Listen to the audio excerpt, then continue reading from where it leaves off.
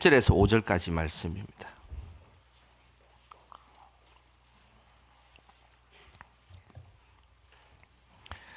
창세기 28장 1절에서 5절까지 말씀. 자, 우리 한 목소리로 말씀 읽겠습니다. 이삭이 야곱을 불러 그에게 축복하고 또 당부하여 이르되 너는 가나안 사람의 딸들 중에서 아내를 맞이하지 말고 일어나 밧단 아람으로 가서 내 외조부 보두엘의 집에 이르러 거기서 내 삼촌 라반의 딸 중에서 아내를 맞이하라. 전능하신 하나님이 내게 복을 주시어 내가 생육하고 번성하게 하여 내가 여러 족속을 이루게 하시고 아브라함에게 허락하신 복을 내게 주시되 너와 함께 내 자손에게도 주사 하나님이 아브라함에게 주신 땅 곧 내가 거류하는 땅을 내가 차지하게 하시기를 원하노라. 이에 이삭이 야곱을 보내매 그가 밧단 아람으로 가서 라반에게 이르렀으니 라반은 아람 사람 보두엘의 아들이요 야곱과 에서의 어머니 리브가의 오라비더라. 아멘. 오늘 저녁에도 귀한 기도의 자리에 나오신 우리 성도님들 주님의 이름으로 축복합니다. 우리 옆 사람에게 기도의 자리 잘 오셨습니다. 우리 인사 한번 하겠습니다. 예, 기도의 자리 너무 잘 오셨습니다. 또 오늘 함께 기도할 때에 성령의 큰 은혜가 우리 성도님들 각 기도에 임하시기를 주님의 이름으로 축복합니다.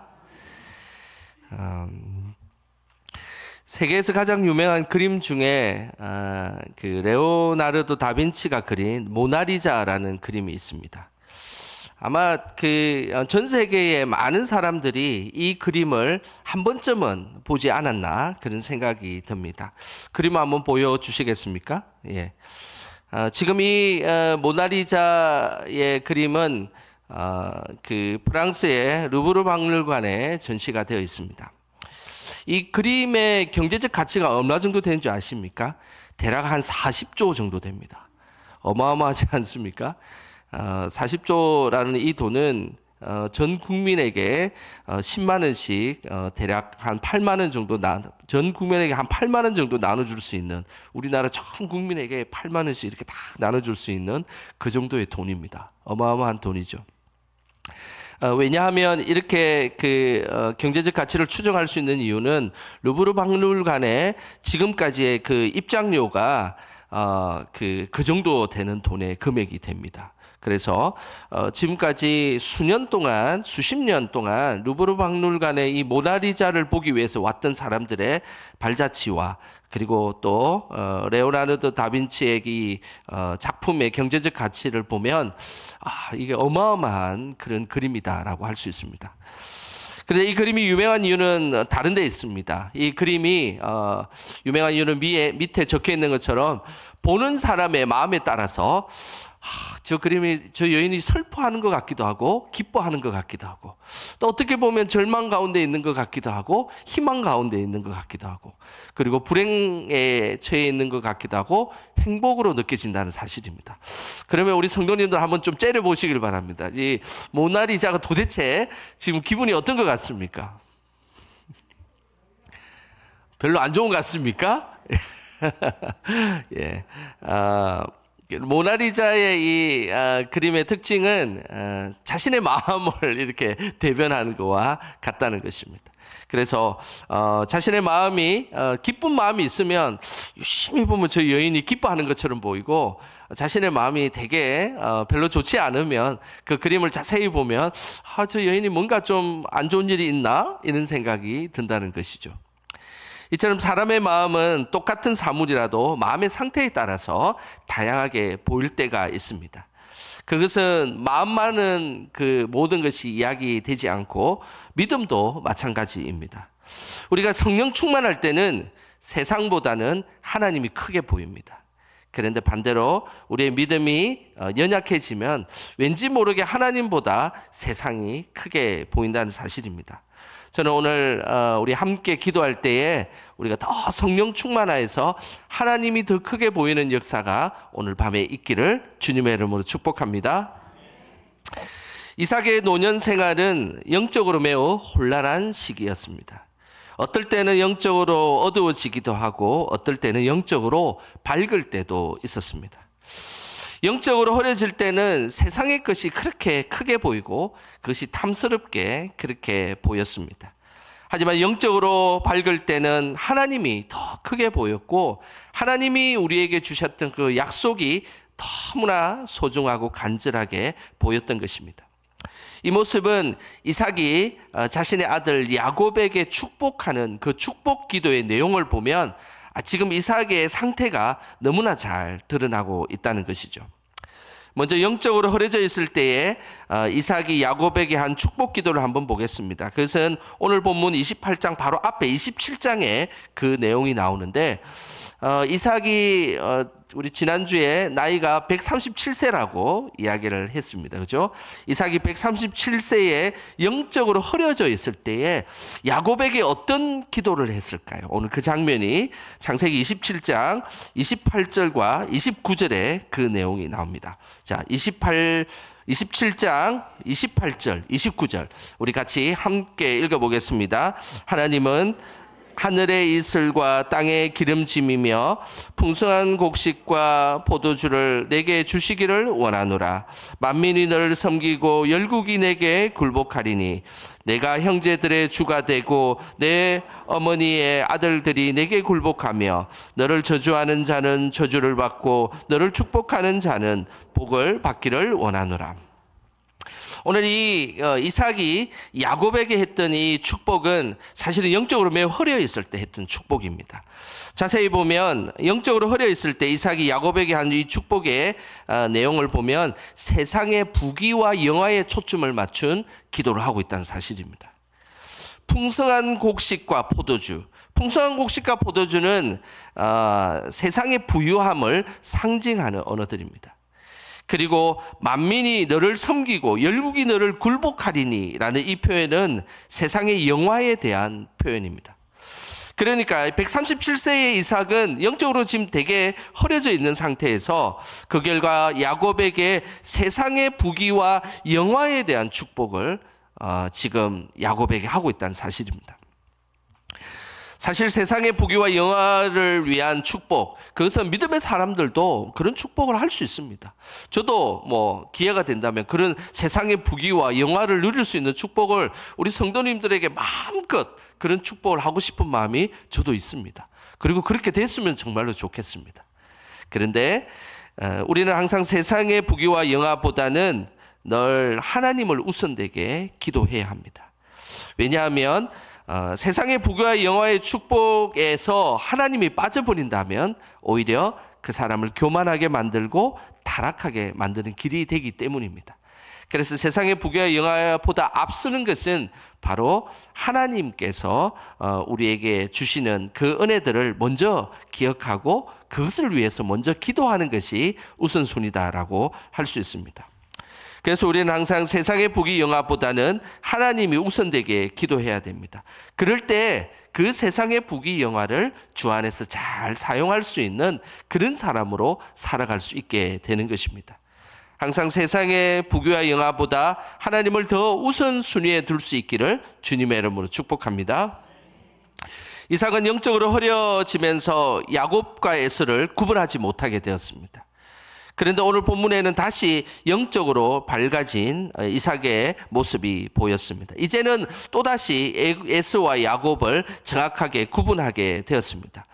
이삭이 영적으로 더 밝아지자 이삭은 이제 어떤 모습을 보였을까요? 오늘 1절에 이삭의 모습이 나옵니다. 우리 1절 말씀 같이 함께 읽어보겠습니다. 이삭이 야곱을 불러 그에게 축복하고 또 당부하여 이르되 너는 가나안 사람의 딸들 중에서 아내를 맞이하지 말고.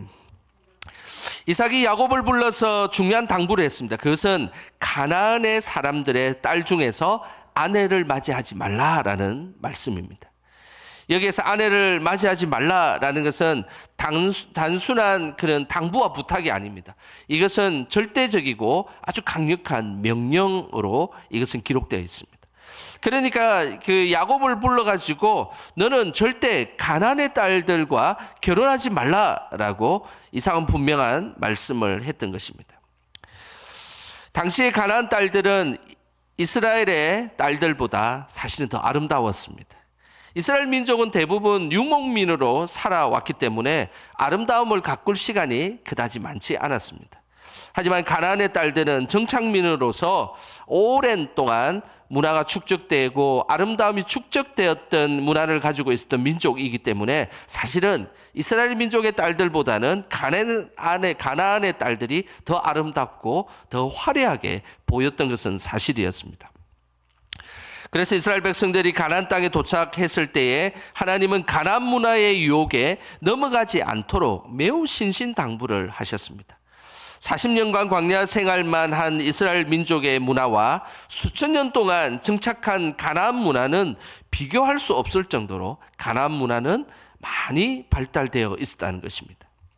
그래서 화려한 가나안 문화에 이스라엘 백성들이 쉽게 흡수될 수 있다는 사실을 하나님은 너무나 잘 알고 있으셨습니다. 그래서 이들과 결혼하지 말 것을 하나님께서 부탁하셨던 것입니다. 결국 가나안의 화려하고 아름다운 문화에 흡수되면 자연스럽게 우상을 숭배하게 되고 결국은 하나님과의 관계가 멀어질 수 있다는 것을 하나님은 너무나 잘 알고 있으셨습니다. 그것은 이삭의 시대도 마찬가지였습니다. 이삭의 시대도 가나안의 딸들은 화려하고 아름다운 모습을 보였습니다. 그래서 이 아름다움에 현혹되면 결국 하나님보다는 세상이 더 커 보이고 그곳에 뭔가 특별한 것이 있는 것 같은 그런 유혹에 빠지게 되어 있는 것입니다. 그래서 이삭은 영적으로 밝아지자 에서는 비록 가나안 딸들과 결혼했지만 야곱 너만큼은 가나안 딸들과 결혼하지 말 것을 분명하게 명령했던 것입니다. 우리도 세상의 아름다움보다 하나님을 더 크게 바라보는 믿음의 눈을 다 가지시기를 주님의 이름으로 소망합니다. 이삭이 영적으로 밝아지자 야곱을 가나안 여인과 결혼하지 못하게 했습니다. 그리고 나서 야곱에게 매우 중요한 이제 축복의 기도를 오늘 해주는 장면입니다. 3절과 4절에 그 내용이 나옵니다. 우리 3절, 4절 같이 한번 읽어보겠습니다. 전능하신 하나님이 내게 복을 주시어 내가 생육하고 번성하게 하여 내가 여러 족속을 이루게 하시고 아브라함에게 허락하신 복을 내게 주시되 너와 함께 내 자손에게도 주사 하나님이 아브라함에게 주신 땅 곧 내가 거류하는 땅을 내가 차지하게 하시기를 원하노라. 영적인 눈이 밝아지자 이삭은 야곱에게 세상의 부귀와 영화보다는 하나님에게 초점을 맞추는 영적 기도를 이제 야곱에게 하기 시작했다는 것입니다. 그 축복의 기도는 시작이 전능하신 하나님으로 시작합니다. 그러면서 복에 거는 대신 하나님에게 초점을 맞추어서 야곱에게 축복 기도를 하고 있다는 것입니다. 또한 단순한 세상의 부귀와 영화가 아니라 하나님이 창조 때부터 말씀하셨던 생육하고 번성하라라는 더 큰 사명을 놓고 야곱에게 기도해 주고 있다는 것입니다. 단순히 이 땅의 부귀와 영화를 누리면서 생육하고 번성하는 것이 아니라 오히려 하나님의 은혜 가운데 복에 거는 되시는 하나님의 은혜 가운데 생육하고 번성할 것을 기도로 축복해 주고 있는 것입니다. 뿐만 아니라 이삭 개인의 축복이 아니라 자신의 아버지부터 내려온 아브라함에게 허락하신 복을 축복해 주고 있었다는 것입니다. 영적으로 흐려져 있을 때와 영적으로 밝아 있을 때와 너무나 다른 기도가 나오고 있다는 것입니다. 우리는 영적으로 흐려지면 세상의 것이 더 크게 보입니다. 그래서 부귀와 영화를 아들에게 덤뻑 주기를 원하는 그 마음으로 기도해 주었지만 사실은 그때는 이삭이 137세에 영적으로 흐려졌을 때입니다. 그러나 오늘 이 이삭이 또 세월이 흘러서 영적으로 다시 밝아졌을 때는 오히려 하나님에게 초점을 맞추고 하나님의 약속과 그리고 자자손손 이어지는 그 아브라함의 축복에 관련해서 집중적으로 야곱에게 축복의 기도를 해주고 있다는 사실입니다. 우리는 세상을 살아가면서 세월이 흐르면 육신의 눈은 흐려지고 어두워질 수밖에 없습니다. 하지만 영적인 눈만큼은 밝아져야 합니다. 영적인 눈이 밝아졌다는 것은 다른 것이 아닙니다. 더 하나님이 크게 보이고 세상의 것은 이제 세월이 지나면 그것이 아무것도 아니다라는 것을 자연스럽게 알게 될 때 그것은 내가 갈수록 영적인 눈이 밝아지고 있다라는 사실을 기억하셔야 됩니다. 자꾸만 세상의 것이 더 커져 보이고 지난날 하지 못했던 탐욕과 욕심이 내 안에 더 많아져서 세월이 지날수록 그것을 채우기 위한 나의 인생을 살아가고 있다면 나는 영적인 눈이 계속 흐려지고 있구나라고 생각하셔야 됩니다. 그런데 지난날에는 이거 없으면 안 될 것 같았던 것들이 이제 필요 없어지고 지난날에 이걸 가지고 평생 목숨을 다해서 살아갔던 그것이 이제는 그거보다 더 귀한 하나님의 것이 있구나라는 것이 생각되어지면 이제 우리의 영적인 눈이 더 밝아지고 있다라는 사실을 우리는 기억해야 되는 것입니다. 예수님은 우리의 눈이 등불 같아서 눈을 항상 밝게 할 것을 말씀하셨습니다. 마태복음 6장 22절과 23절에 그 내용이 나옵니다. 우리 같이 한번 읽어보겠습니다. 눈은 몸의 등불이니 그러므로 내 눈이 성하면 온 몸이 밝을 것이요 눈이 나쁘면 온 몸이 어두울 것이니 그러므로 내게 있는 빛이 어두우면 그 어두움이 얼마나 더하겠느냐. 예수님은 분명하게 말씀하셨습니다. 눈은 몸의 등불이다라고 분명히 말씀하셨습니다. 그래서 눈이 아주 밝아지고 성해지면 온 몸도 똑같이 밝아질 것이다라고 말씀하셨습니다. 그러나 눈이 나빠지면 온 몸도 똑같이 어두워질 것이다라고 말씀하셨습니다. 영적인 눈이 밝아지면 우리의 생각과 판단이 하나님과 더 가까워집니다. 하지만 우리의 영적인 눈이 어두워지면 우리의 생각과 판단이 세상과 더 가까워진다는 것을 우리는 기억해야 됩니다. 그렇기 때문에 우리는 항상 기도해야 합니다. 하나님, 세월이 지날수록 육신의 눈은 어두워질지라도 영적인 눈만큼은 밝게 해주십시오라고 우리는 기도해야 합니다. 그뿐만 아니라 하나님, 나의 눈이 더 밝아져서 세상의 것들은 작게 보이고 하나님이 더 크게 보이게 하여 주시옵소서라고 기도하는 것. 이것이 하나님께서 원하시는 믿음의 모습입니다. 오늘 함께 이 밤에 기도할 때에 영적인 눈이 더 밝아져서 크신 하나님을 발견하는 오늘 귀한 시간 되시기를 주님의 이름으로 축원합니다. 이 시간